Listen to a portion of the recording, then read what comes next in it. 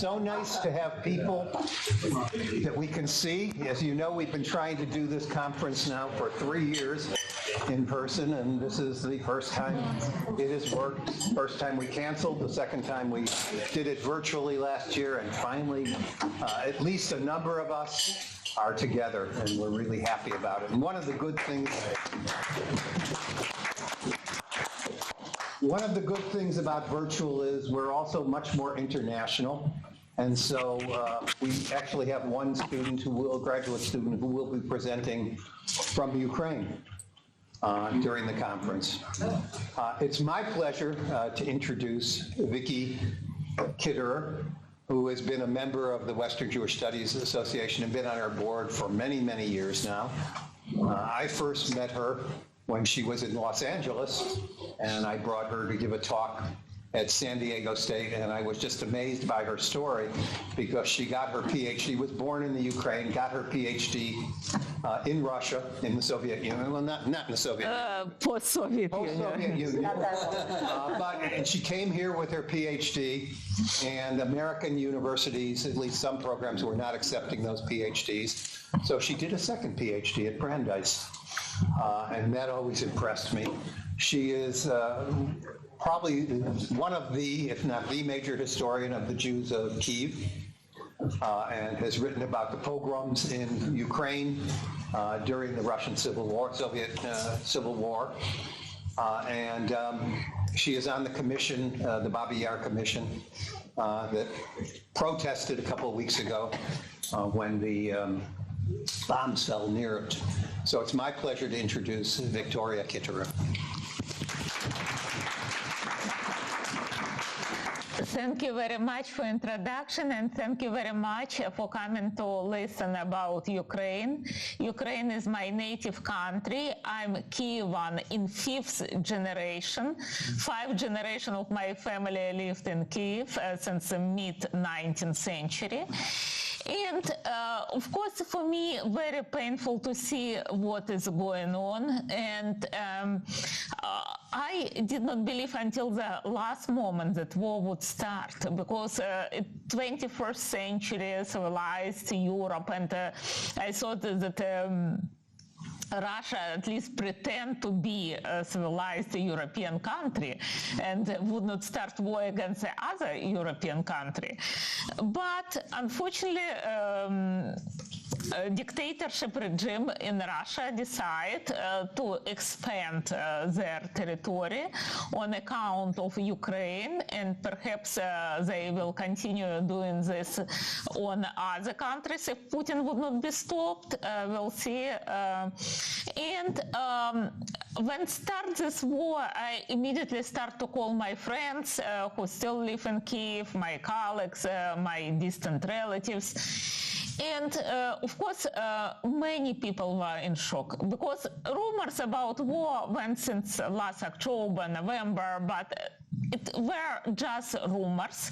However, what we did not know that American government actually many times warned Ukrainian government, but I don't know why, probably for the same reason that I did not believe the Ukrainian government did not believe that without any visible reason Russia would attack Ukraine.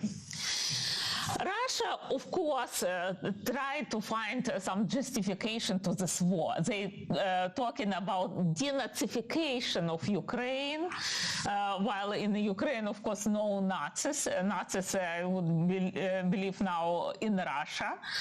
Also, Russia claims that Ukraine become like a platform for moving NATO forces toward Russian borders, but it also a lie, because Ukraine never was unfortunately accepted to NATO. And another lie that provide Russian government already when war began, that Ukraine was going to attack Russia, that they found some secret plan that to liberate Donbass and liberate Crimea, Ukraine going to attack Russia. I can say all of this lie, but in Russia develop last decade nationalism, even more than decade. I can say that cult of personality of Putin I saw in Russia already in 2006. I traveled then for a Jewish conference in Russia in 2006 and then in 2019, and I should share it with you that you understand what is modern Russia, and then we will talk about modern Ukraine. I stayed in 2006 in apartment of my friend, and when I turn on one channel, everybody praise Putin, turn other channel, everybody praise Putin.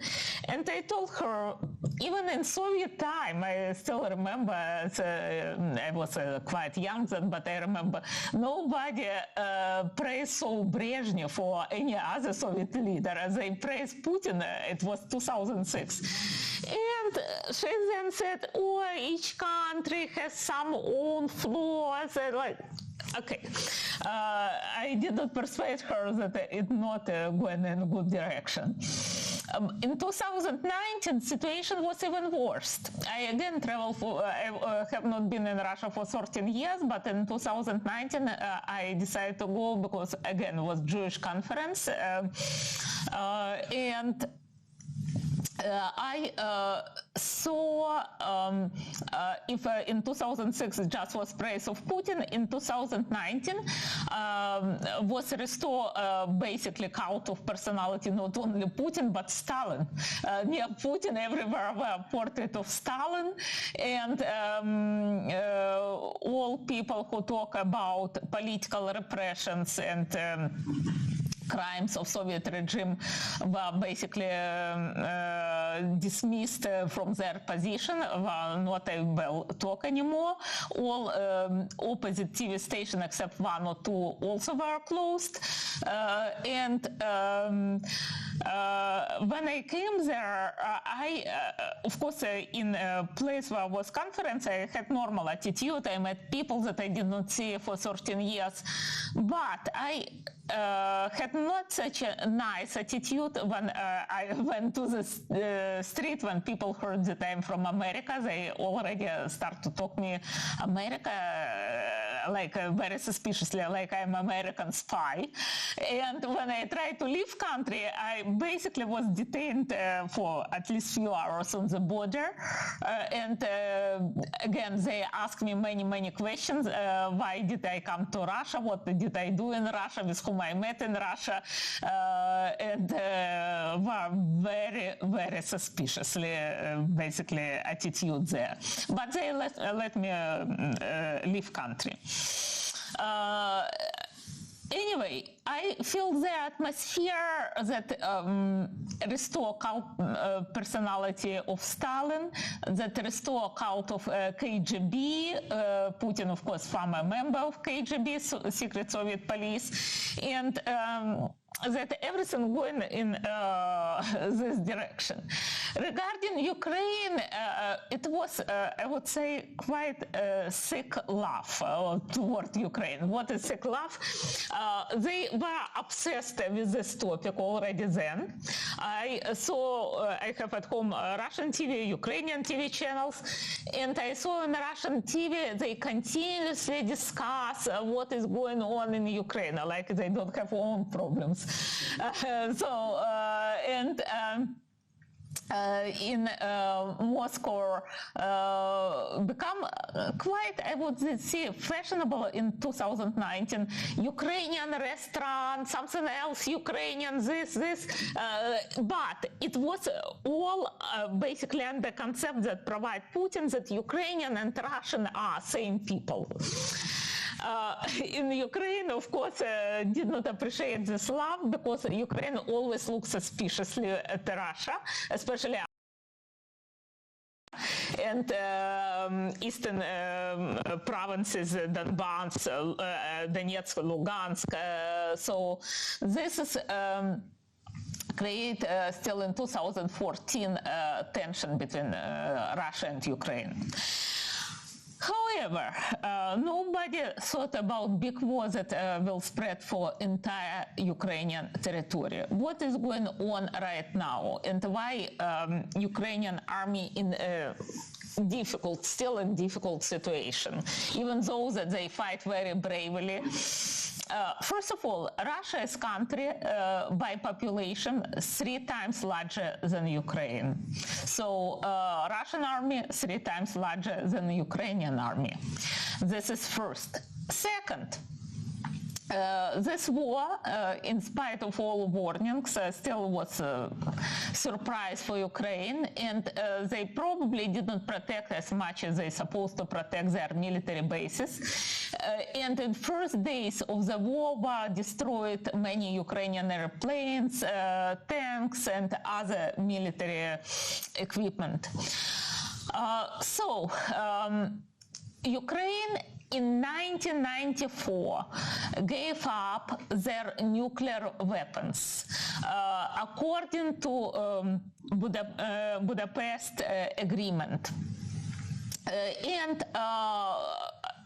Ukraine was promised that in case of aggression, Western countries promise, and in case of nuclear war, would guarantee safety to Ukraine. They will fight for Ukraine. It was in 1994.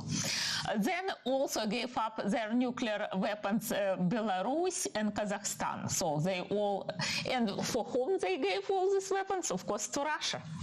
So basically, Russia had now not only own nuclear weapons that they had before, but they have also from Ukraine, Belarus, Kazakhstan, basically from former Soviet republics. However,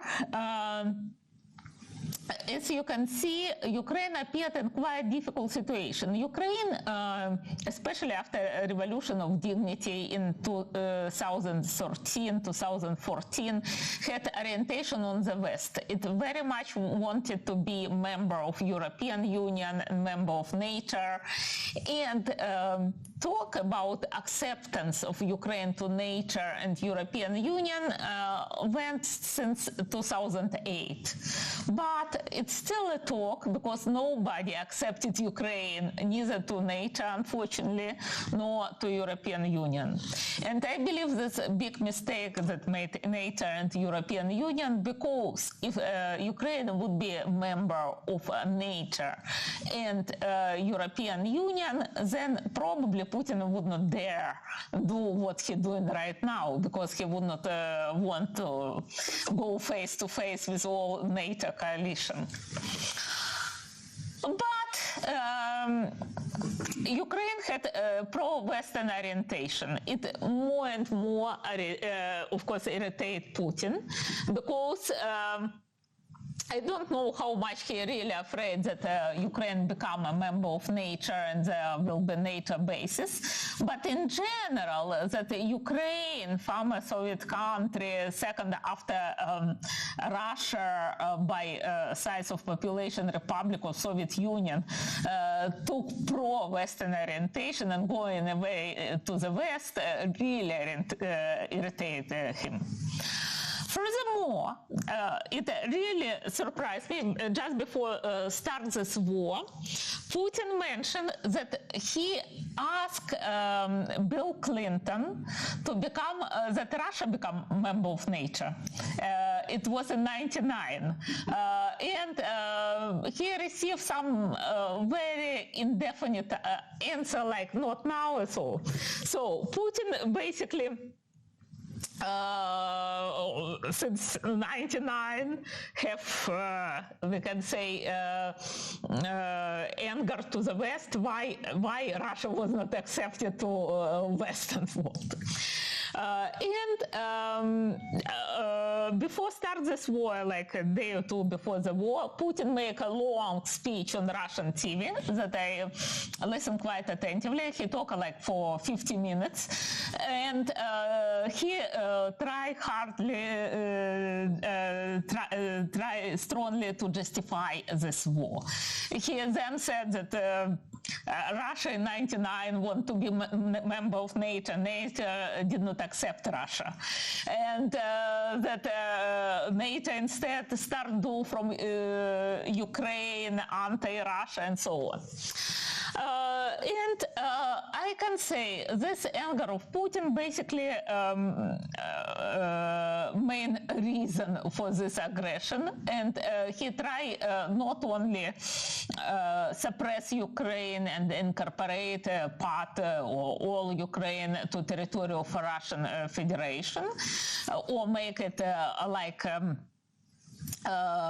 puppet state, that Ukraine would be like vassal of Russia, and Russia would be big landlord, big brother. But he also tried to demonstrate to all nature a strong muscle. When he started this war, in his long speech, he said that this is not just a special operation in Ukraine. We in conflict with all NATO countries and with the West, and they should not dictate us their values. Their values is probably democracy, what he means, and so on. So he was in big irritation with the West. And what situation in Ukraine since beginning of the war and how it changed? First of all, I can say that both sides made some miscalculations. Putin promised his troops that they will take Kyiv in 5 days and war will finish in 2 weeks. You can see that war continued over the months, and they did not take any large cities at all. They took Kherson, but it's not very large city, it's medium-sized city. And they encircled Mariupol, but they did not take Mariupol. They just keep it in siege. And nothing else. So Russian army appeared not so powerful as Putin, and Ukrainian army provide much stronger resistance that he anticipated.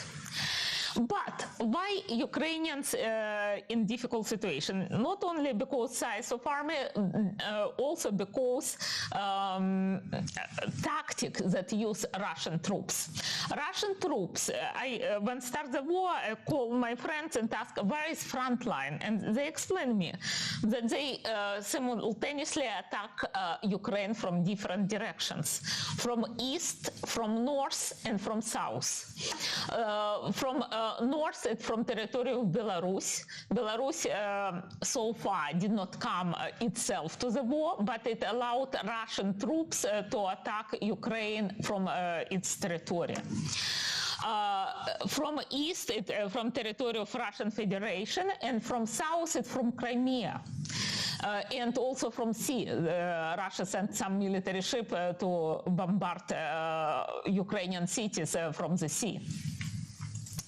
In addition to all that country attacked from 3 different directions, Russia by airplanes, by large military airplanes, sent paratroopers and other troops who they drop in different cities, and they inside of cities try from within make chaos or even took part of city or entire city under their control. So this some group of diversants that try several times already landed in Kyiv or near Kyiv and suburbs of Kyiv and invade inside of city. Russian troops provide quite brutal tactic. I don't know, either propaganda brainwashed this young generation of Russians, or they so brutal because they cannot so easily win the war as promised them Putin. But they intentionally killing women, children, elderly people. For example, my classmate wrote me that near Kyiv they shoot all inhabitants of a retirement community. So they with no reason. These people even did not provide any resistance to them. They, in Mariupol, drop a bomb on the theater. In front of theater was a huge sign that everybody can see from the sky, children. And despite of this huge sign, they drop a bomb, and in the theater were killed 300 people, women and children. Of course, each time when they commit such a crime, they lie to Russian people that we killing only military, that military hides behind of women and children, that and so on. But it all lie. We know who really were there, whom they killed. Russian brutality also we can explain by a number of Russian atrocities. They did not anticipate in this war to lose so many people. So far were killed by Ukrainian calculation 16,000, over 16,000 Russian troops, and still about 30 to 40,000 injured, and about 1,000 capitulate and they prisoners in the war in Ukraine. So we can say that war going with all brutality, and it intentional brutality against civilian population, because in this way Russian hope that the Ukrainian will surrender, that they so much terrified that they create such a humanitarian catastrophe. For example, they keep in siege Mariupol, that people without food, without water, just would not have choice but surrender. However, as I said, Ukrainian army show really strong resistance. They fight very bravely, and Russian did not take yet any large cities at all. Furthermore, Ukrainian troops last few days liberate some small and medium-sized towns and cities from Russian troops. Russians seems right now changing tactic. They realize that they cannot take all territory of Ukraine under their control, and they focus on southern and eastern Ukraine, on Donbass, and create like a land corridor from Crimea through southern and eastern part of Ukraine to Donetsk and Lugansk. But hopefully they would not succeed there also. Now, about reaction of people in Russia on this war. Of course, in Ukraine, everybody hates Putin and his regime. I did not see even one person in Ukraine who would like all of this. But in Russia, unfortunately, Putin still have quite significant support of population. Furthermore, when began the war, the rating of Putin increased. Before the war, it was 64%. Now it's 71% population supported Putin in this war. We can say why Russian people like this. Probably imperial ambitions, probably Russian propaganda, probably Russian nationalism. Putin, for example, last week appointed as a director of first TV channel, the most important Russian channel, pure Russian Nazi, who create a so-called National Bolshevik Party. It's Alexander Dugin, who famous by his imperial ambitions. He published textbooks for military schools where he is philosopher, whatever. In these textbooks, he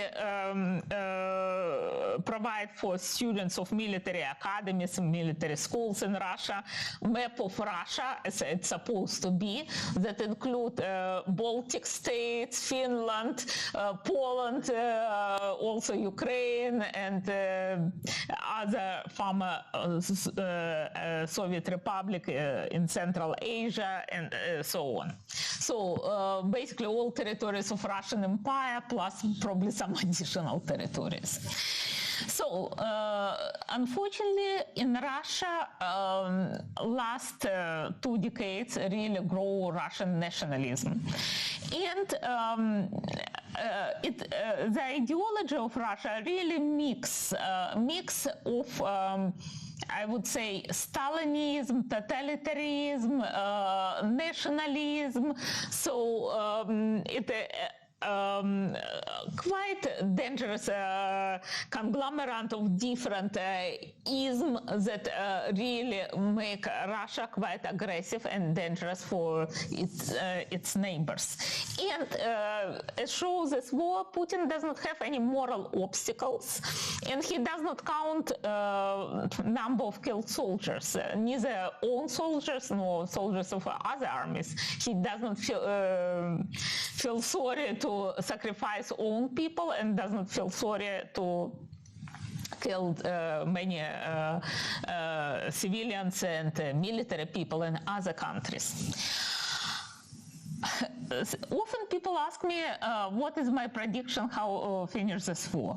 I hope that war would finish by victory of Ukraine. We all wish this, I'm sure. But there is quite a large danger. Putin has nuclear weapons, and if he feels that he loses the war, he probably would afraid to lose also power in Russia, because this Russian nationalists probably don't forgive him the defeat in the war.